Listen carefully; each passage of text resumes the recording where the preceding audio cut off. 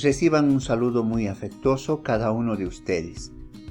Continuando con el programa diseñado para este segundo segmento de la Cátedra de Embriología y Genética de la Facultad de Medicina de la Universidad Mayor de San Andrés de La Paz, Bolivia, corresponde hablar en esta oportunidad acerca del desarrollo y las malformaciones del corazón.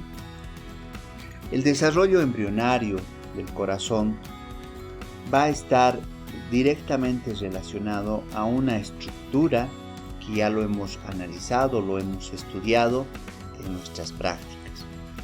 Recordarán ustedes que en la tercera semana del desarrollo habíamos estudiado una estructura conocida con el nombre de mesodermo extraembrionario. Y el mesodermo extraembrionario, a su vez, va a dar origen a estructuras y a áreas totalmente definidas.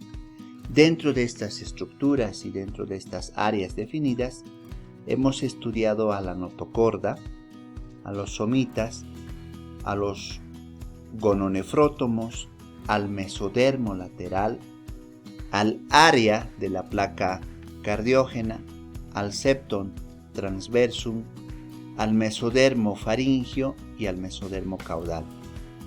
Todas estas estructuras contribuyen fundamentalmente para el desarrollo tanto morfológico, funcional del corazón, porque el mesodermo extraembrionario va a permitir fundamentalmente de que todas estas estructuras coadyuven para que se sitúe en forma definitiva el área que va a corresponder al desarrollo del corazón. Es así que el mesodermo extraembrionario, bajo las estructuras de desarrollo de la notocorda, de los somitos, de los gononefrótomos, del mesodermo lateral, el septum transversum, el mesodermo faríngeo y el mesodermo caudal, hacen que se desarrolle una parte conocida como el área de la placa cardiógena. Y esa área de la placa cardiógena va a ser la principal estructura que va a permitir el desarrollo del corazón. A su vez, esta área de la placa cardiógena va a verse estimulada fundamentalmente por el desarrollo del sistema nervioso central dentro de sus estructuras conocidas como el prosencéfalo, el mesencéfalo y el romboencéfalo. Estas estructuras como el prosencéfalo, el romboencéfalo y el mesencéfalo, por el desarrollo que van a tener a nivel del tubo neural, hace de que el corazón se sitúe de forma ventral. Y a partir de ello nosotros constituimos y vemos al embrión dentro de las características humanas reconocibles, pero con la formación del área cardíaca. Esta área cardíaca no podría desarrollarse si es que no existirían unas estructuras embriológicas conocidas como los acúmulos angiógenos. Y los acúmulos angiógenos van a jugar un rol protagónico dentro del desarrollo del corazón, porque estos acúmulos angiógenos van a evolucionar de acuerdo a una asociación celular a unas estructuras conocidas como los islotes sanguíneos.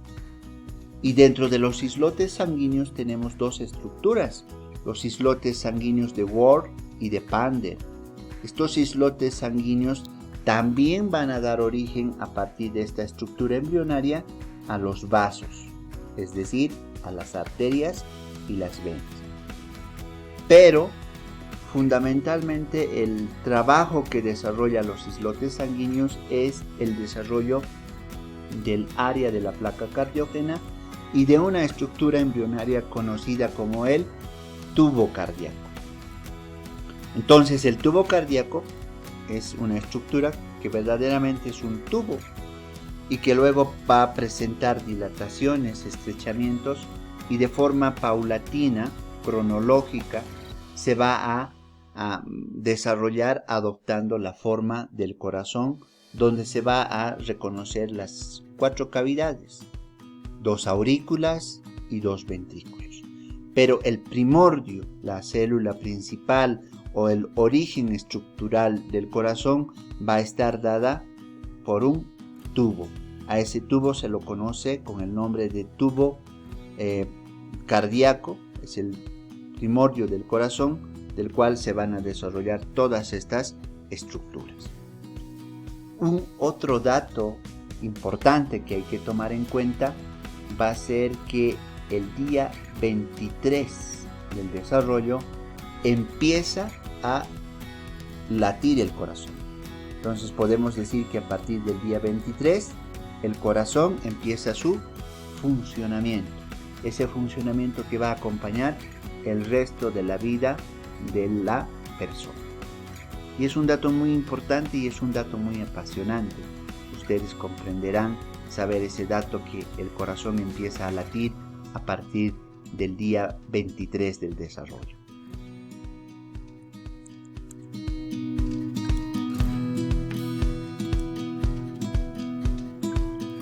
El temario. Los temas que vamos a abordar en la presente clase son la formación del tubo cardíaco, es decir, el primordio del corazón, la rotación y posición definitiva del tubo cardíaco, la constitución del tubo cardíaco, la conformación externa del corazón, la conformación interna del corazón. Aquí ya vamos a hablar y emplear el término tabicamiento cardíaco, la tabicación del conducto aurículo-ventricular, la tabicación del bulbo arterial, la tabicación interventricular, la tabicación auricular, la formación de las válvulas cardíacas, el sistema de conducción aurículo-ventricular y miren ustedes, vamos a hablar también ya del establecimiento de la circulación. Este dato del establecimiento de la circulación va a estar estrechamente relacionada con el funcionamiento del corazón y decía que el corazón empieza a funcionar a partir del día 23 del desarrollo. A su vez, vamos a hablar en esta clase acerca de las malformaciones congénitas más importantes del corazón, dentro de las cuales vamos a clasificar por anomalías topográficas, los efectos del tabique auricular, los defectos del tabique interventricular, los defectos del tabicamiento del bulbo arterial y la tetralogía de Fallot. La tetralogía de Fallot es una de las patologías y malformaciones más frecuentes del corazón, también en nuestro medio desde el punto de vista de la epidemiología. Debemos empezar hablando y diciendo que la formación del tubo cardíaco, este tubo que les decía es un tubo cardíaco o el primordio del corazón, está directamente relacionada con unas estructuras embrionarias conocidas como los acúmulos angiógenos. Y los acúmulos angiógenos son estructuras embrionarias que van a diferenciarse en el mesodermo esplácnico del celoma pericárdico del área de la placa cardiógena. Entonces estos acúmulos angiógenos son células que van a situarse alrededor del área de la placa cardiógena y de forma unilateral, diríamos, van a ir especializándose y diferenciándose estos acúmulos angiógenos, como estamos observando en las diapositivas. A partir de esa diferenciación de los acúmulos angiógenos, estos se van a unir y al unirse van a formar unos islotes sanguíneos. Simplemente hacerles recuerdo que estos acúmulos angiógenos también al unirse, formando los islotes sanguíneos de Ward y de Pander, van a ser las estructuras embrionarias que también van a dar origen a las arterias y a las venas. Decía que los acúmulos angiógenos evolucionan a islotes sanguíneos y al unirse forman un tubo único de situación medial y longitudinal, conocida con el nombre de tubo cardíaco endocárdico. Entonces estos acúmulos angiógenos, estas células, que les decía de forma unilateral, van a ir confluyendo, van a ir reuniéndose y se reúnen para conformar el tubo cardíaco endocárdico. Y a partir del tubo cardíaco endocárdico se van a ir diferenciando estructuras como por ejemplo el miocardio, el epicardio, estructuras que constituyen y van a formar el pericardio visceral. Todas estas estructuras se originan a partir del mesénquima, ambiente que los rodea, que los va a rodear a todas estas estructuras a nivel del área de la placa cardiógena. Al mismo tiempo vamos a hablar en esta oportunidad de la rotación que va a existir a nivel de estas estructuras embrionarias, y dentro de la rotación de las estructuras embrionarias debemos mencionar que existe la rotación y la posición definitiva del tubo cardíaco. Mencionaba que por estímulos del sistema nervioso en relación al desarrollo de las vesículas encefálicas, como son el prosencéfalo, el mesencéfalo y el romboencéfalo, estas estructuras van a, por efectos del crecimiento hacia la región cefálica, van a ocasionar que exista una rotación de aproximadamente unos 180 grados a nivel de la lámina procordal y a nivel de la lámina de la área de la placa cardiógena. Y existe esta rotación, miren ustedes, esta rotación que le permite a la placa del área cardiógena adoptar una posición ventral para su situación definitiva. También mencionamos que como resultado de la placa cardiógena se va a situar, miren, a nivel ventral en relación al intestino cefálico y en relación caudal a la membrana bucofaringea. Y esta rotación que existe a nivel del área de la placa cardiógena, que la sitúa ventralmente, hace de que el corazón se encuentre ya adoptando su posición definitiva, y esa posición definitiva va a ser el área donde va a situarse definitivamente el corazón. Esta rotación y esta posición definitiva del corazón no estaría dada por esos estímulos que existen a nivel del sistema nervioso central, vuelvo a reiterar, a nivel del prosencéfalo, del romboencéfalo y del prosencéfalo, romboencéfalo y mesencéfalo, los cuales traccionan y hacen de que exista una rotación aproximadamente de 180 grados, y esa rotación de 180 grados va a permitir que el área de la placa cardiógena se sitúe ventralmente. Y es así la rotación, como están ustedes observando en la presente diapositiva, lo cual va a permitir que el corazón vaya a situarse a su posición definitiva en relación con el intestino cefálico y en relación caudal con la membrana bucofaringea. El tubo cardíaco endocárdico, a nivel de sus estructuras, porque conocidas como un tubo cardíaco, pero a nivel de sus estructuras se van a ir diferenciando cierto tipo de dilataciones y estrechamientos. A partir de ese concepto podemos definir que el tubo cardíaco endocárdico va a tener unas otras estructuras. Dentro de estas estructuras hay que describir al bulbo arterial, al canal bulboventricular, al ventrículo primitivo, al canal aurículo ventricular, a la aurícula primitiva al canal auriculosinusal y al seno venoso. Todas estas estructuras van a dilatarse y va a existir áreas de estrechamiento. Entonces ya no estaríamos hablando de un tubo, así como una forma de un tubo, sino que este tubo va a presentar cierto tipo de dilataciones y cierto tipo de estrechamientos. Esta diferenciación de estas estructuras va a ser muy importante porque a partir de esta diferenciación podemos decir que se forman los segmentos conocidos como las aurículas y los ventrículos, conformando las cavidades del corazón. La constitución del tubo cardíaco, habíamos dicho que va a existir una serie de dilataciones y estrechamientos.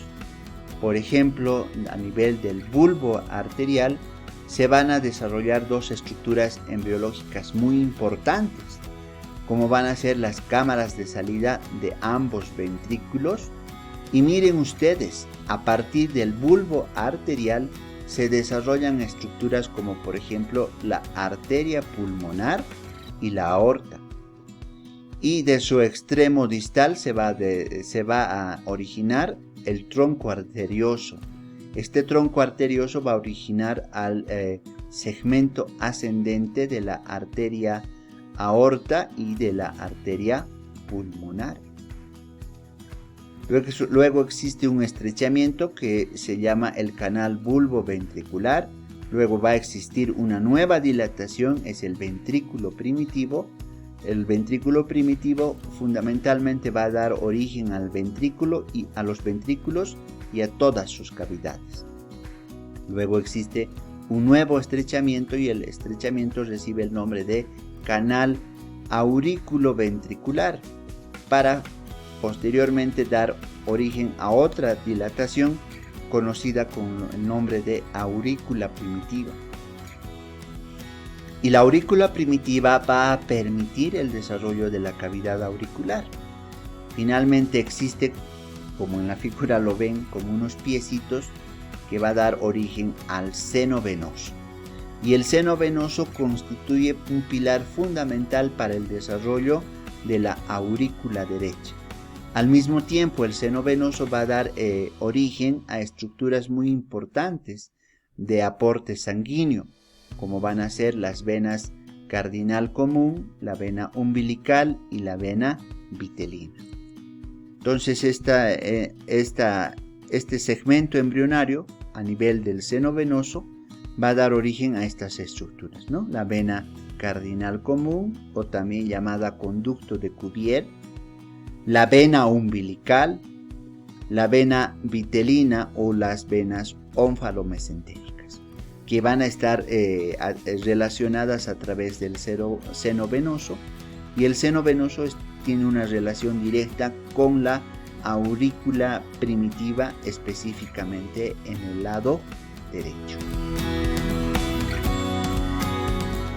Para constituir esta estructura, y miren cómo es de bonito la formación del corazón, porque de una estructura conocida como un tubo cardíaco se diferencia todas esas estructuras y nuestro corazón va a adoptar esta forma. Hablando ya de la conformación externa del corazón, dentro de la conformación externa del corazón, después de que ha existido estas dilataciones, estos estrechamientos a nivel del tubo cardíaco endocárdico, ya para la conformación de un corazón humano reconocible y que tenga esa morfología, esa forma, tiene que existir el desarrollo de las estructuras a nivel del asa cardíaca, a nivel del esbozo del corazón definitivo. Va a existir la incorporación del seno venoso a la pared posterior de la aurícula derecha, la incorporación de las venas pulmonares primitivas a la pared de la aurícula izquierda, y a partir de ello ya estaríamos hablando de la morfología definitiva del corazón.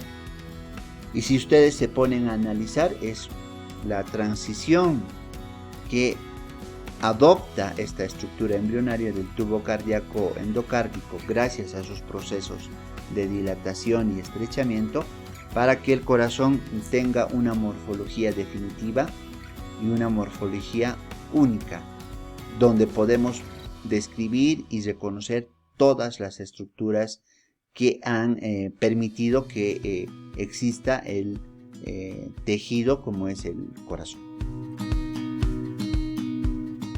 Dentro de la formación de la asa cardíaca debemos describir que va a existir una serie de transformaciones, especialmente a nivel de la pared ventricular.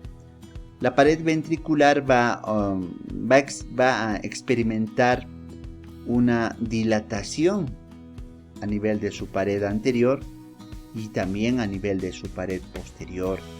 Esta dilatación que existe a nivel de la pared anterior y a nivel de la pared posterior va a permitirnos a nosotros reconocer un asa. Este asa que va a ir adoptando de forma paulatina la forma de una U. Entonces esta asa va a permitir que desaparezca el surco bulbo-ventricular. El bulbo arterial posteriormente se va a dirigir hacia adelante y un tanto hacia la derecha, y ese movimiento nos va a permitir nuevamente de que esta asa en forma de U se haga más evidente, haciendo que el ventrículo quede situado, como estamos observando en esta diapositiva, en esta imagen, hacia atrás y hacia la izquierda. Y de esa forma se ha establecido en la parte distal la conformación del ventrículo, y en la parte cefálica va a existir el desarrollo de las aurículas. Entonces existe esta transformación a nivel de la asa cardíaca que hace que exista esta dilatación, y a partir de esta dilatación pueda ir ya reconociéndose estructuras primarias del corazón, como son las aurículas. Aquí miren, una aurícula, la otra aurícula y el ventrículo. Entonces es muy importante esta dilatación a nivel del tubo cardíaco que nos permite reconocer estas cavidades. Hablamos ya del esbozo del corazón definitivo. Dentro del esbozo del corazón definitivo va a ir adoptando de forma paulatina la forma de una U, ¿no? Miren ustedes cómo ha ido adoptando por ese proceso de ventramiento, proceso de dilatación que ha existido a nivel de la formación del asa cardíaca, describiéndose ya la formación de 3 estructuras muy importantes. Estas estructuras son el bulbo, el ventrículo, la aurícula y el seno venoso. El bulbo va a dar origen a la rama ventral de la U, el bulbo. El ventrículo forma parte de la parte convexa de la U, y la aurícula y el seno venoso, miren, la aurícula y el seno venoso va a formar la rama dorsal de la U y que se encuentra en contacto directo con el bulbo y con la región craneal del ventrículo. Y de esta forma adopta esta forma de una U, este proceso de dilatación del tubo cardíaco a nivel de la formación de las dilataciones y de los estrechamientos.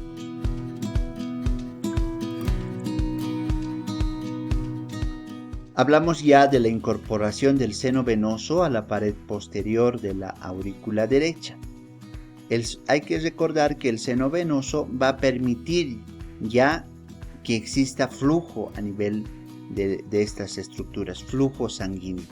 Entonces, ambas prolongaciones a nivel del seno venoso ya van a recibir flujo sanguíneo, y este flujo sanguíneo va a ser de forma equitativa.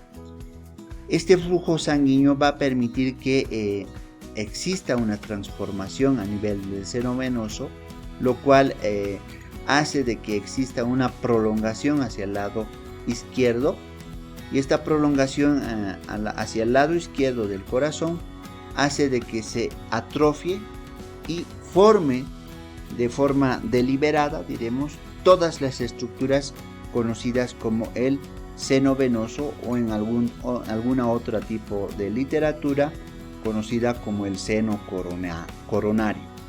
Y este seno coronario o este seno venoso va a permitir albergar grandes cantidades de flujo sanguíneo, y de esta forma ya queda establecida la formación general de todo el seno venoso. También dentro de estas estructuras mencionamos la participación y la formación del canal aurículo-sinusal, y el canal aurículo-sinusal va a permitir que toda la sangre que ingrese a nivel del seno venoso pueda desembocar en la mitad derecha de la pared posterior de la aurícula común, y a partir de ello le permite adoptar un eje. Este eje que se va a llamar un eje cefalocaudal, porque el flujo sanguíneo ingresa en forma de torbellino, y a partir de ello van a ir estimulando el desarrollo de las estructuras embrionarias de la vena cava superior, de la vena cava inferior y del seno coronario. Al interior del seno venoso y de todas esas estructuras también va a existir el desarrollo de los bordes aurículo-sinusal, y estos bordes aurículo-sinusal son los encargados de formar unas estructuras dentro del desarrollo del corazón bien importantes, y estas estructuras son las valvas izquierda, y la valva derecha, ¿no?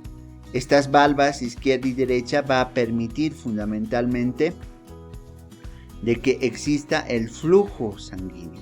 Por eso es que la válvula sinusal izquierda sufre en una primera etapa una regresión, y sus restos se van a aplicar sobre el futuro tabique interauricular, ¿no? Y posteriormente la valva sinusal derecha va a atrofiarse en su región superior, se atrofia en una región superior, y la inferior va a formar el tubérculo de Lowell, ¿no? Tubérculo de Lowell, en una orejuela. Este tubérculo de Lowell va posteriormente, dentro de su estímulo embrionario, va a dar origen a una válvula que es conocida como la válvula de Eustaquio y Tevesio. Entonces, es importante este desarrollo a nivel del seno venoso porque incorpora muchas estructuras, especialmente a la pared posterior de la aurícula derecha.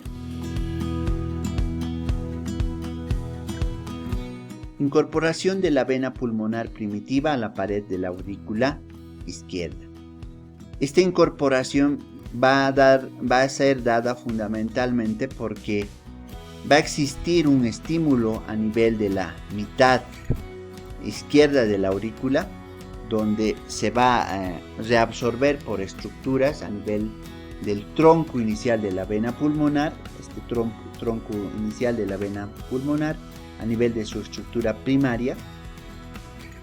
Existe un proceso de reabsorción, y este proceso de reabsorción va a dar origen a cuatro estructuras donde se van a adosar las venas. Estas venas donde van a nacer de la pared posterior de la futura aurícula derecha. A partir de estas estructuras vamos a ver que se van a diferenciar las venas pulmonares.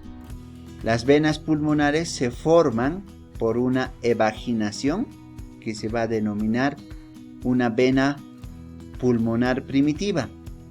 Esta vena pulmonar primitiva va a ir creciendo a nivel cefálico, y ya a partir de ello se establecen los esbozos, el origen de las arterias pulmonares, y ya se van a diferenciar en dos grupos o en dos ramas, ¿no? En dos ramas, izquierdas y derechas, ¿no?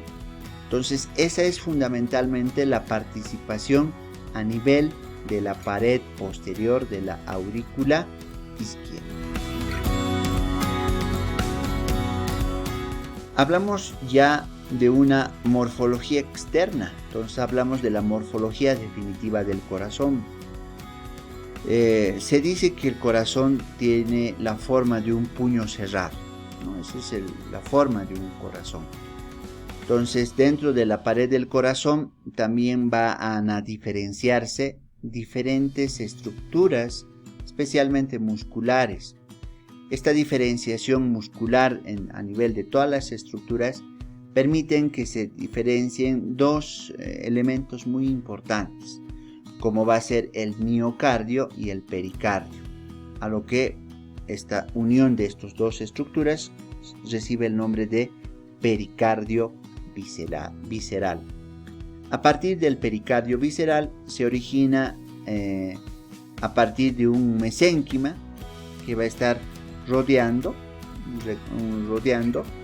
y este mesénquima va a permitir que se una fundamentalmente con una estructura conocida como el miocardio, y de esa forma adopte la morfología, la forma definitiva del corazón, que reitero, se dice que tiene la forma de un puño cerrado. Es importante hablar de la conformación interior del corazón, y la conformación interior del corazón va a estar supeditada a una serie de cambios morfológicos externos, donde empieza un proceso de formación de los tabiques, unos tabiques y unos repliegues a nivel del esbozo del corazón, y de esa forma, por la participación de los tabiques y de los repliegues, se conforma una cavidad, pero una cavidad que a su vez va a tener 4 cavidades, 2 aurículas y 2 ventrículos. Hay que tomar en cuenta también que el día 27 hasta el día 37 es donde el embrión va a ir adoptando un crecimiento importante a nivel de longitud. Mide de 5 milímetros, aumenta al tamaño de 17 milímetros. Y esa conformación, tanto de la transformación del 27 hasta el día 37, va a permitir también que se manifiesten a nivel del desarrollo de cierto tipo de estructuras embrionarias. Y dentro de este desarrollo de estas estructuras embrionarias vamos a tener a la tabicación del conducto aurículo-ventricular, a la tabicación del bulbo arterial, a la tabicación interventricular y a la tabicación auricular. Entonces, para la conformación del interior del corazón es importante recordar estos elementos que van a participar activamente en la conformación interna de ese corazón, cuál va a ser la tabicación del conducto auriculoventricular, la tabicación del bulbo arterial, la tabicación interventricular y la tabicación auricular. La tabicación del conducto auriculoventricular. Para que exista un tabique que diferencia al conducto auriculoventricular, tiene que existir el desarrollo del tejido subendocárdico a nivel del conducto auriculoventricular. Este conducto auriculoventricular va a proliferar a nivel de su pared dorsal y ventral de unas estructuras conocidas como almohadillas endocárdicas. Y estas almohadillas endocárdicas se fusionan y forman un tabique. Miren ustedes, se están fusionando y va a formar un tabique. Y este tabique se llama el septum intermedio. Entonces, es importante nuevamente reiterar que a partir del desarrollo de las almohadillas endocárdicas, estas almohadillas endocárdicas que se encuentran a nivel de la pared dorsal y ventral, estas almohadillas endocárdicas van a ir diferenciándose y van a unirse, se unen. Al unirse va a formar un tabique, y este tabique se llama el tabique del septum intermedio. Este tabique va a crecer en sentido cefálico y caudal, contribuyendo a la formación de las cavidades auriculares y ventriculares. Es importante que este tabique tenga una alineación con el tabique aórtico pulmonar, porque a partir de ello se desarrolla el canal bulboventricular. Pero la idea principal es que a partir de la tabicación del conducto auriculoventricular va a estar dada por las almohadillas endocárdicas. Estas almohadillas endocárdicas se van a unir y forman un tabique, que es el tabique del septum intermedio.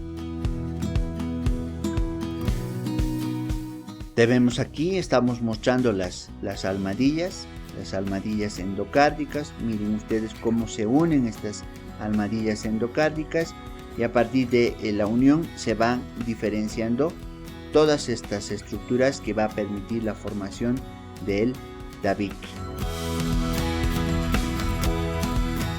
La tabicación del bulbo arterial.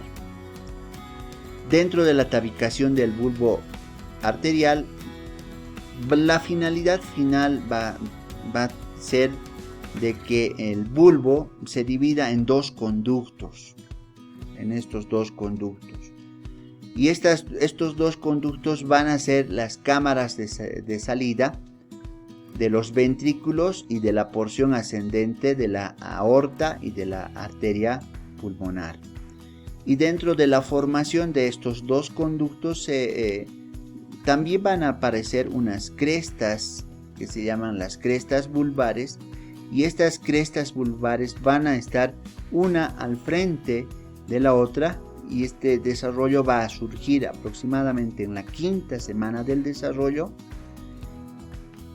Y al estar estas dos crestas vulvares una al frente de la otra, va a estimular a que el segmento cefálico descienda por toda la región del bulbo arterial.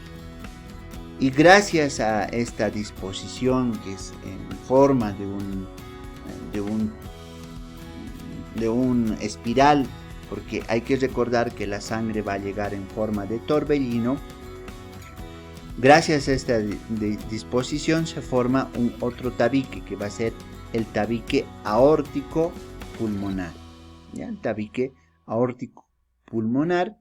Y a partir de esta estructura desarrollada como el tabique aórtico pulmonar, que va a ir dirigiéndose de la parte caudal anterior a la región posterior, se forma el septum intermedio. Miren ustedes, se forma este septum, que recibe el nombre de septum intermedio.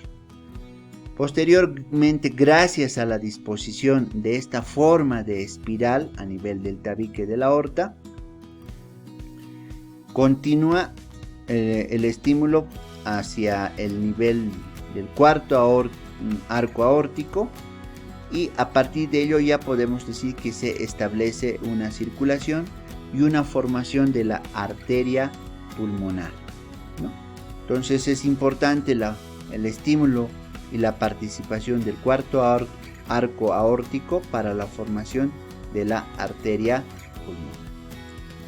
Simplemente para resumir, la tabicación del bulbo arterial va a existir estructuras a nivel cefálico, a nivel medial y a nivel caudal. Estas estructuras van a estar dadas por el estímulo de las crestas. Cresta ventral, cresta dorsal a nivel cefálico, las crestas ventral que va hacia el lado derecho y la dorsal a la izquierda para la formación del tabique intermedio, y caudal. Estas crestas, la cresta derecha se sitúa en posición dorsal y la cresta izquierda en posición ventral. De esa forma hemos descrito la formación del tabique del bulbo arterial. Para que nos lleve a una orientación definitiva de ambos vasos en el tórax y se debe a una posición definitiva del corazón. El ventrículo derecho en relación a la pared externocostal, con la punta dirigida hacia adelante, hacia la izquierda y hacia abajo. Esta va a ser la posición definitiva del corazón. Corresponde hablar acerca de los defectos de tabicamiento a nivel del bulbo arterial. Y los defectos del tabicamiento a nivel del bulbo arterial vamos a tener al tronco arterioso persistente, a la ventana aórtico-pulmonar, a la transposición de los grandes vasos. El tronco arterioso persistente, el tabique aórtico-pulmonar, no se desarrolla, va a dar origen a la ventana aórtico-pulmonar, donde vamos a diferenciar y vamos a ver un orificio que se encuentra entre la aorta y el tronco de la arteria pulmonar. A ello denominamos la ventana aórtico-pulmonar. Y luego puede existir una transposición de los grandes vasos. Esta transposición de los grandes vasos se debe fundamentalmente a la alteración a nivel del tabique aórtico-pulmonar, que no va a seguir ese proceso de formación en espiral, lo cual va a dar origen a esta alteración en los defectos de tabicamiento, conocida como la transposición de los grandes vasos. Todas estas transformaciones van a ir desarrollándose de forma paulatina dentro de la formación del tubo cardíaco, dentro de la posición cefálica y hacia la parte inferior, donde se forman los grandes vasos. La tabicación interventricular.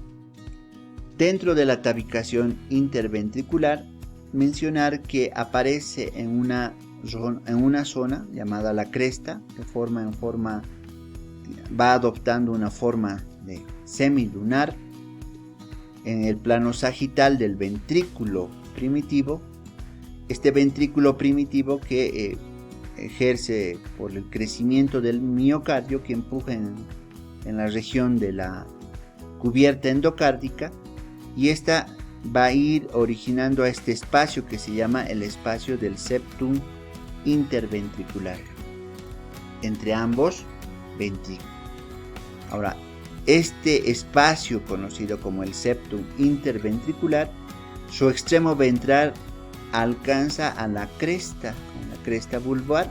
Esta cresta vulvar que está en relación ventral al extremo dorsal de la almohadilla endocárdica, que habíamos dicho que se van a desarrollar las almohadillas endocárdicas, y se sitúa a nivel ventral a estas almohadillas endocárdicas, y de esta forma se va a formar el foramen, el agujero interventricular.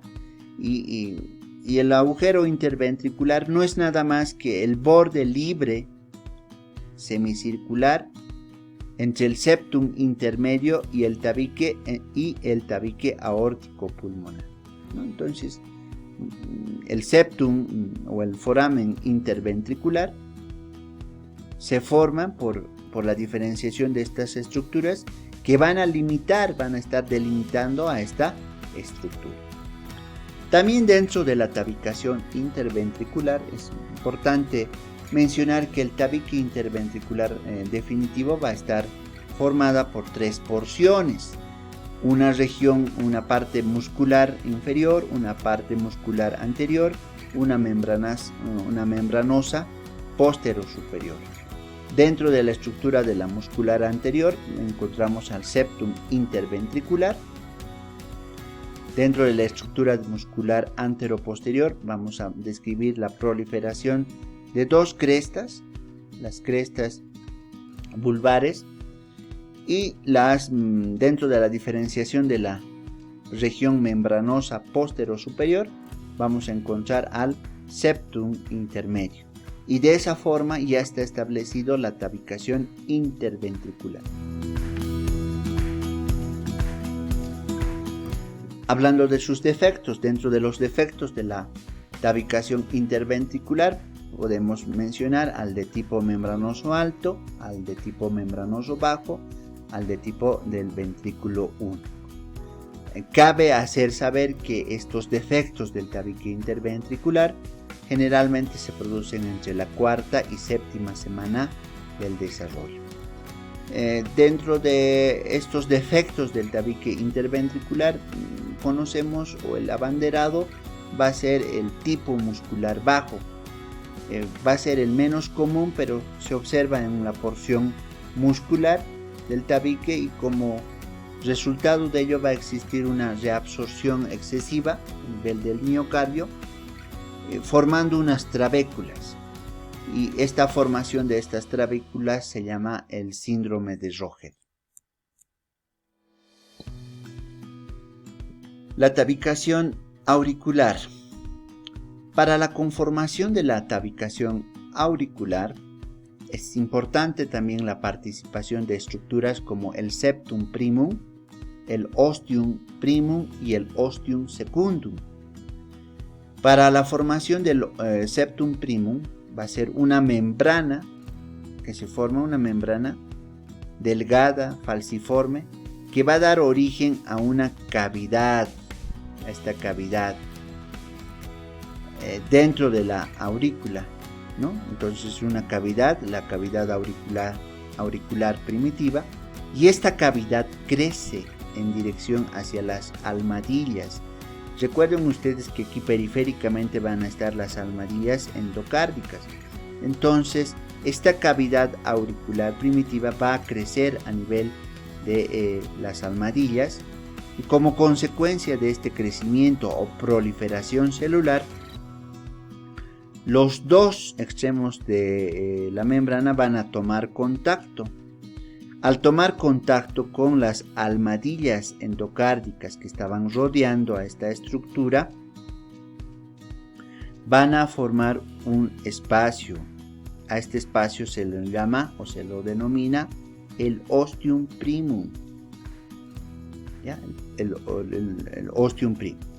Luego este ostium primum va a ir cerrándose cada vez más por proliferación de este septum, del septum intermedio, y esta proliferación va a estimular a la aparición de una otra perforación, y cuando aparece esta otra perforación, este agujero, se llama ostium secundum. ¿Ya? Entonces es importante comprender cómo va a suceder de forma secuencial todos estos eventos embriológicos para la formación de la tabicación auricular. También dentro de la conformación de la tabicación auricular, a partir de al final de la séptima semana del desarrollo, aparecen unas membranas denominadas septum secundum. A partir de la diferenciación de estas estructuras conocidas como el septum secundum, van a ir diferenciándose estructuras que las vamos a llamar el cuerno superior y el cuerno inferior. A partir de la descripción del cuerno superior y del cuerno inferior va a formarse una cavidad con dos cuernos, con dos espacios, que se recibe el nombre de agujero oval. Y este agujero oval va a ser importante porque va a tomar contacto con el conducto de Botha. Y este conducto de Botha va a ser identificado en momentos mismos donde existe alteración en el proceso de la circulación. Ahora hay que tomar también en cuenta que en el momento del nacimiento va a existir un cambio de flujo de presión.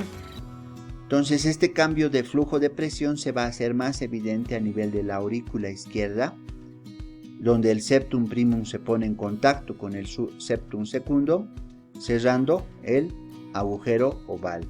Y cuando no se cierra este agujero oval, va a producir una serie de anomalías a nivel del latido cardíaco, conocidos como el nombre de soplos cardíacos.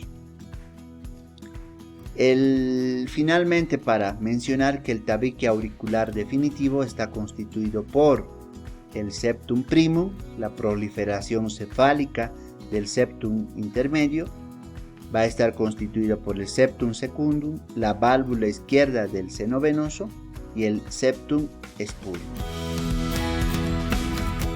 Sus defectos. Los defectos del tabique auricular se va a producir de igual forma entre la quinta y sexta semana, y lo tenemos al defectos de tabique auricular tipo secundum, defectos de tabique auricular tipo seno venoso, defectos de tabique auricular tipo primum, aurícula común. Son los más comunes, son los defectos de tipo secundum, porque afectan al ostium secundum, que lo hace más grande, en relación al septum secundum, que es más corto. Otro defecto que es muy frecuente es en relación al defecto de tabique auricular tipo primum, porque generalmente entre el 30 al 40% la padecen los niños que nacen con el síndrome de Down, donde esta transformación que sucede a nivel del corazón, porque no se produce la fusión de las almohadillas endocárdicas, y de esa forma existe la manifestación de los defectos del tabique auricular.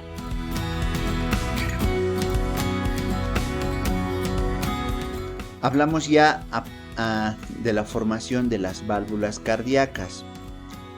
Dentro de la formación de las válvulas cardíacas va a existir un elemento muy importante que hay que mencionar, que al interior de los orificios auriculoventriculares y a nivel del canal bulboventricular, formando el tabique aórtico pulmonar, aparecen espesamientos que se transforman en válvulas o valvas. Estos espesamientos van a estar directamente relacionadas a permitir que exista un cambio de flujo sanguíneo. Y ahí tenemos a la válvula mitral, a la válvula pulmonar, a la válvula aórtica y a la válvula tricuspidia. Vuelvo a reiterar, esta función de las válvulas permite fundamentalmente de que todas las cavidades cardíacas puedan permitir el ingreso y la salida de la sangre. Las válvulas o valvas, también conocidas como valvas auriculoventriculares. Las valvas auriculoventriculares aparecen después de la fusión de las almohadillas endocárdicas, que se han dividido y forman dos conductos, ¿no? Los conductos auriculoventriculares. Un conducto auriculoventricular derecho, el conducto auriculoventricular izquierdo. A partir de ello, ya podemos describir también la formación de unas estructuras embriológicas conocidas como las cuerdas tendinosas, el músculo papilar, lo cual va a estimular a la diferenciación de estas valvas auriculoventriculares. Estas valvas auriculoventriculares permiten fundamentalmente la unión de unas estructuras conocidas como los cordones musculares, formando así las valvas, y al mismo tiempo las estructuras que les decía, ¿no? Las cuerdas tendinosas. Las cuerdas tendinosas van a aparecer después de que el tejido muscular a nivel de los cordones musculares se degeneren y sean sustituidas por un tejido conectivo compacto, y a partir de ello se formen las cuerdas tendinosas.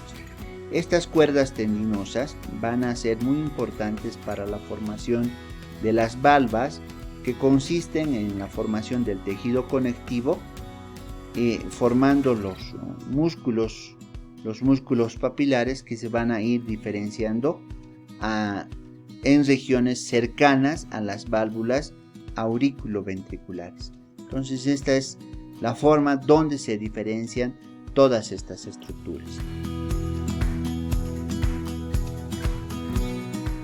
Las valvas sigmoideas.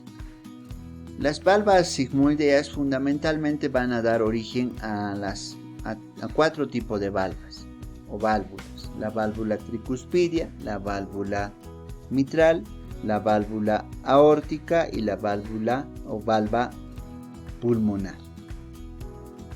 Hay que tomar en cuenta que el bulbo arterial va a aparecer a nivel de las crestas secundarias a la derecha y otra a la izquierda, formando unas asas sigmoideas pulmonares. A nivel de la región del lado derecho forma un ahuecamiento a nivel de su porción superior, formando unas 3 valvas semilunares, formando la válvula tricuspidia y también la válvula pulmonar. Ahora, las válvulas aórticas, existe la transformación a nivel de la cresta izquierda por un ahuecamiento a nivel de su porción superior, formando unas valvas semilunares. Estas válvulas semilunares que se diferencian más frecuentemente a nivel de la arteria aorta. El sistema de conducción.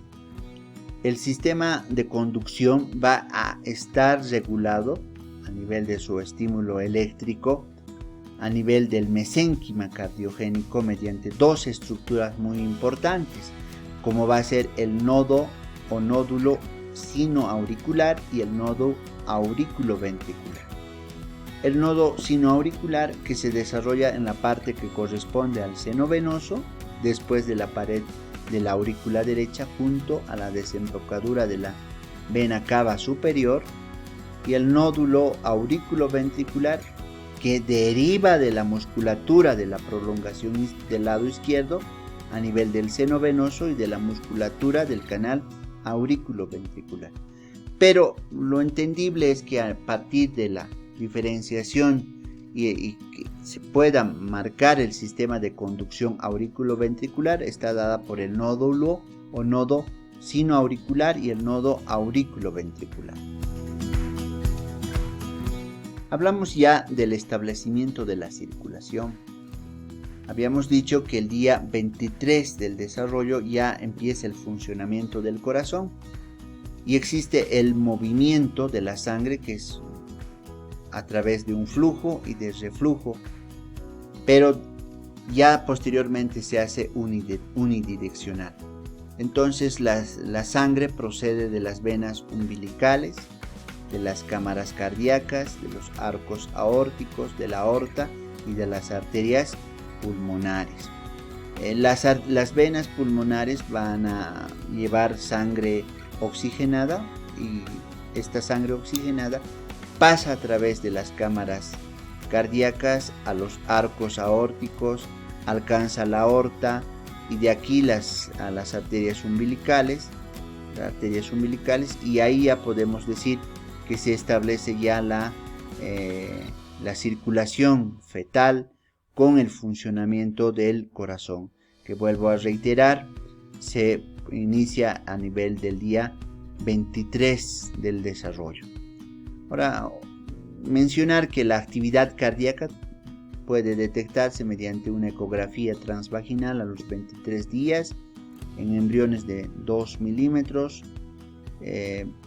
Dentro de su funcionamiento cardíaco podemos decir que los latidos por minuto pueden estar de alrededor de 70 latidos por minuto y alcanza a un máximo de 170 a 190 latidos por minuto, y de esa forma va a ir aumentando, y que para finalmente al acercarse el nacimiento vaya disminuyendo la frecuencia cardíaca. Hablamos ya de las malformaciones congénitas y debemos mencionar que dentro de las malformaciones congénitas hay que hacer la descripción de la epidemiología de las malformaciones cardíacas congénitas.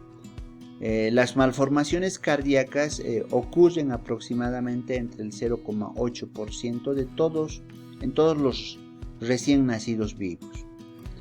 Representan casi la mitad de las malformaciones que se encuentran al nacer. Muchas de estas malformaciones se presentan en grupos familiares y muestran un tremendo polimorfismo. El origen de la mayor parte de las malformaciones cardíacas se desconoce, estableciéndose que se ha llamado a un origen multifactorial.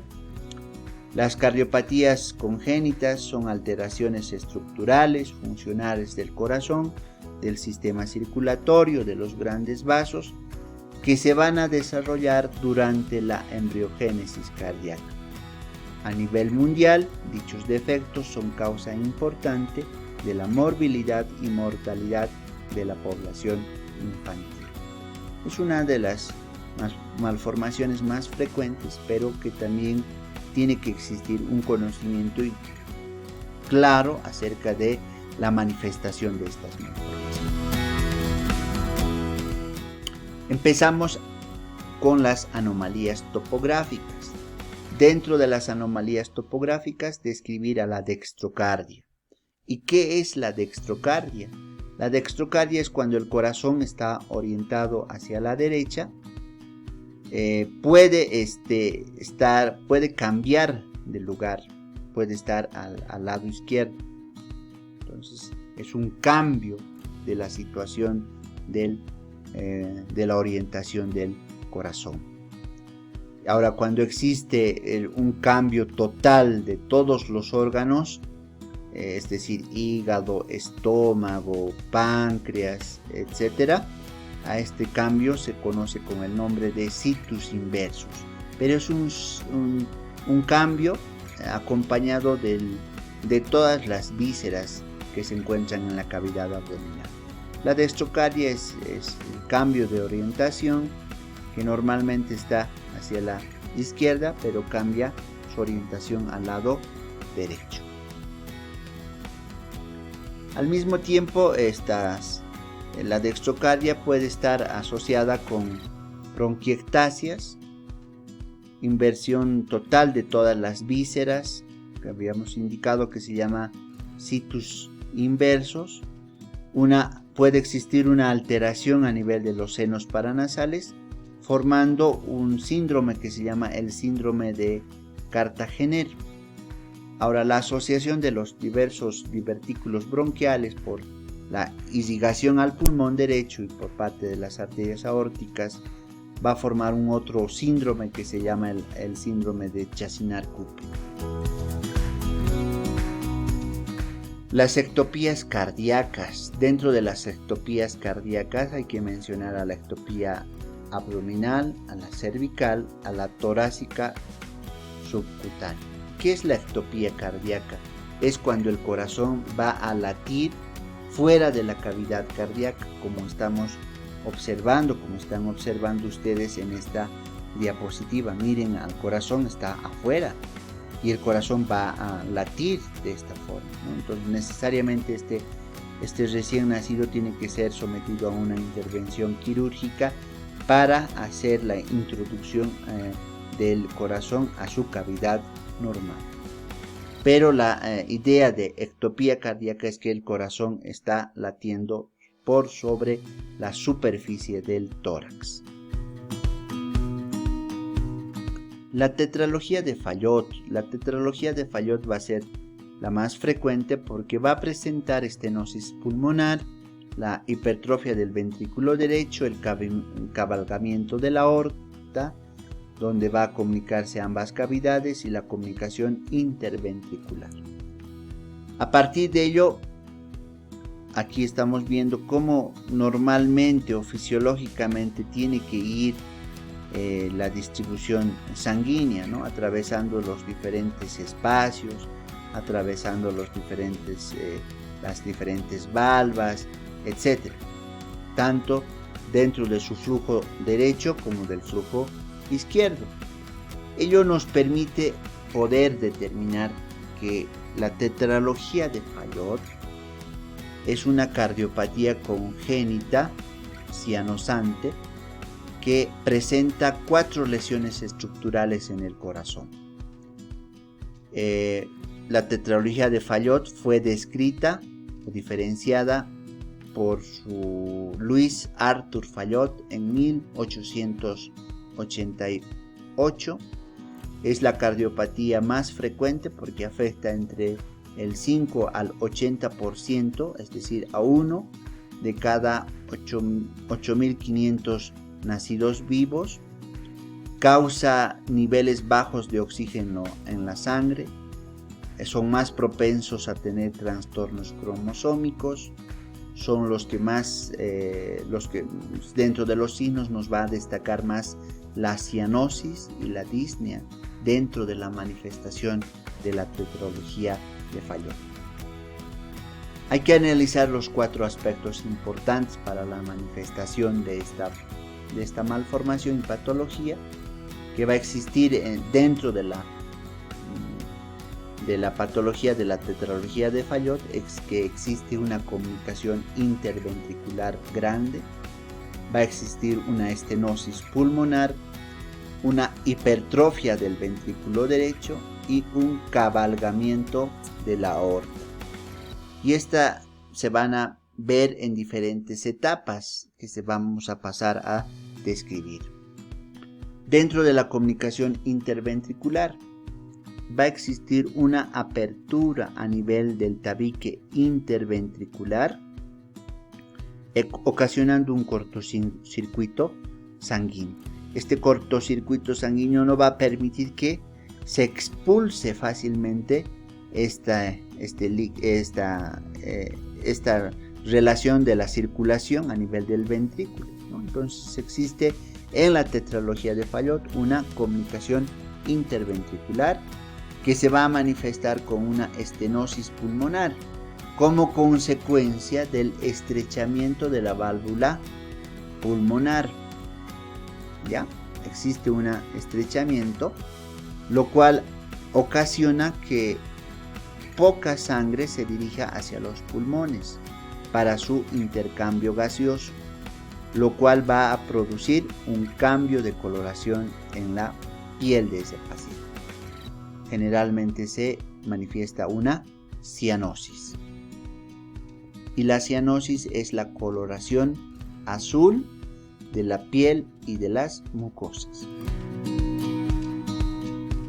Existe una hipertrofia a nivel del ventrículo derecho, y esta hipertrofia a nivel del ventrículo derecho es como consecuencia de la estenosis pulmonar, ocasionando que el músculo del ventrículo derecho se engrose.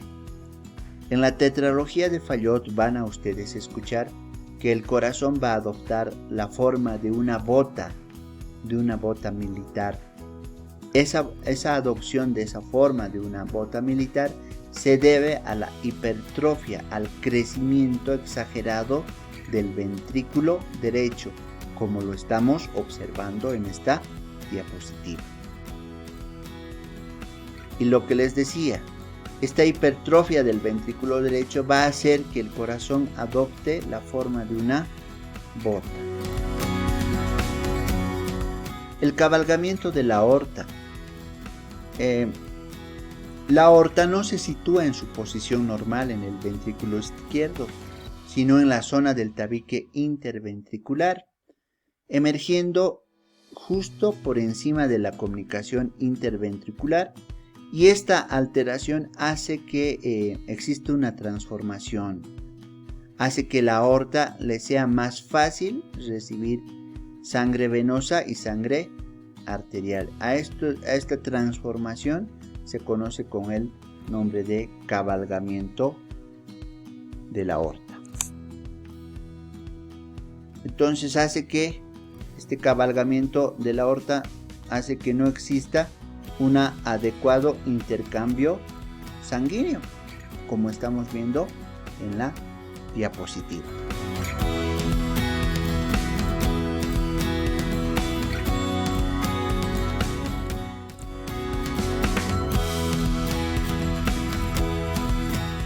Dentro de la tetralogía de Fallot debemos mencionar los signos y síntomas: la cianosis, la disnea, la letargia, la acropaquia, la policitemia, la posición de cuclillas que va a adoptar el paciente o el niño con el objeto de que pueda tener mayor capacidad de respiración, los soplos y las crisis hipoxémicas, ¿no? Es cuando el niño, por ejemplo, cuando esté llorando o cuando esté realizando una actividad física, adopte una coloración azulada. A eso se llama cianosis, tanto de su piel como de sus mucosas. Entonces son estos los principales signos y síntomas que se van a manifestar en la tetralogía de Fallot: la cianosis, la disnea, la letargia, la acropaquia, la policitemia, la posición de cuclillas, los soplos y las crisis hipoxémicas. Dentro de las crisis hipoxémicas son episodios súbitos donde se manifiestan la hiporexia, la profundización de la cianosis, existe cuadros de taquicardia, taquipnia, irritabilidad, hipotonía a nivel de los grupos musculares, disminución de la conciencia, desviación de la mirada, acidosis metabólica, convulsiones, y estas convulsiones que pueden concluir con la muerte del paciente o del niño. Entonces es importante hacer control periódico de estos niños que tienen esta patología. Dentro de las causas de la tetralogía de Fallot, mencionar que en una primera instancia se desconocen las causas. Se dice que algunas madres que consumieron alcohol o alguna droga durante el embarazo son más propensas a que el niño pueda desarrollar esta anomalía conocida como la tetralogía de Fallot. También puede manifestarse con más frecuencia la tetralogía de Fallot en mujeres mayores a 40 años que pudieron haber tenido contacto con el virus de la rubiola o alguna otra enfermedad viral durante el embarazo. Pero fundamentalmente se dice que dentro de las causas que describen a la tetralogía de Fallot, estas se desconocen. El diagnóstico. ¿Cuál va a ser el diagnóstico? El diagnóstico inicial va a ser: se sospecha en las primeras semanas de vida, detectar un soplo a nivel cardíaco en el examen físico del corazón, una radiografía donde ya se va a hacer evidente esa forma de bota que les decía, alteraciones en el electrocardiograma, alteraciones en el ecocardiograma, y se va a realizar un cateterismo cardíaco. Entonces son las medidas que van a permitir realizar el diagnóstico preciso. Pero este diagnóstico va a estar dado fundamentalmente por la manifestación y la presencia de la cianosis. Entonces estaríamos hablando de un diagnóstico clínico. Cianosis es la coloración azulada de la piel y de las mucosas. Ya para describir el tratamiento de la tetralogía de Fallot, el tratamiento va a ser eminentemente quirúrgico, ¿no? Y al ser un tratamiento quirúrgico consiste en cerrar la comunicación interventricular con una serie de mecanismos, y de esa forma se restablece el proceso normal y fisiológico de la circulación y se restablece la patología. Este objetivo de cerrar la comunicación interventricular tiene el objetivo de corregir la estenosis pulmonar, y una vez resuelta este problema a nivel del intercambio gaseoso, el niño no presenta estas alteraciones en la circulación, por consiguiente la cianosis va a desaparecer. Bueno, a tiempo de agradecerles la atención. Es un tema bastante complejo, es bastante árido, y también es un tema muy largo, Agradezco la atención de cada uno de ustedes y fundamentalmente estimularles de que la comprensión tiene que ser de forma personal. Entonces, estimularles a que ustedes puedan consultar la bibliografía que ustedes vean conveniente y asociarlos a este conocimiento. Les agradezco mucho la atención. Será hasta una otra oportunidad.